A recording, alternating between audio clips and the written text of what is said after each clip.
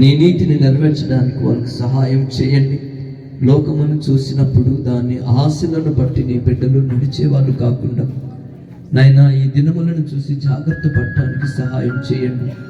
ప్రభు వచ్చే సమయం ఆసన్నం అవుతున్నదని, లోకం యొక్క పరిస్థితులన్నీ మారుతున్నాయని, స్థితిగతులు మారుతున్నాయని బిడ్డలు గ్రహించి మరింత విశ్వాసముతో నీ సన్నిధిని గడిపే బిడ్డలుగా, ఆత్మరక్షణ కొరకై ప్రయాసపడే బిడ్డలుగా నైనా పరిశుద్ధులతో కలిసి ఆనందించడానికి సిద్ధపడుటకు సహాయం చేయండి నైనా. మీ స్తోత్రాలు చేరి వచ్చిన నీ బిడ్డలందరిని బట్టి, వారి కుటుంబాలను బట్టి మీ స్తోత్రాలు చెల్లించుకుంటున్నాము నాయన. మీ స్తోత్రాలు ఈ రాత్రి ప్రత్యేకమైన నైనా యొక్క స్తుతి కూడిక జరగడానికి తండ్రి సహకరించిన ప్రతి బిడ్డను నైనా మీరు జ్ఞాపకం చేసుకోండి. వాళ్ళ పరిచర్యను జ్ఞాపకం చేసుకోండి.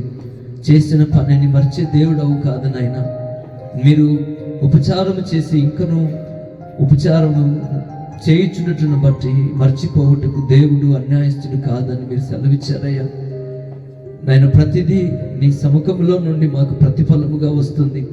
నీ బిడ్డలు అట్టి ప్రతిఫలాలు పొందుకున్నట్లు నీ మంచి కార్యాలు ఇంకా అందరూ ఆసక్తి పరులై నడవడానికి సహాయం చేయమని, తిరిగి నాయన నీ బిడ్డలు వారి వారి ప్రయాణాల్లో ఉంటున్నప్పుడు క్షేమంగా వారిని నడిపించి నీ సంతోషములను సమాధానం చేత నింపండి.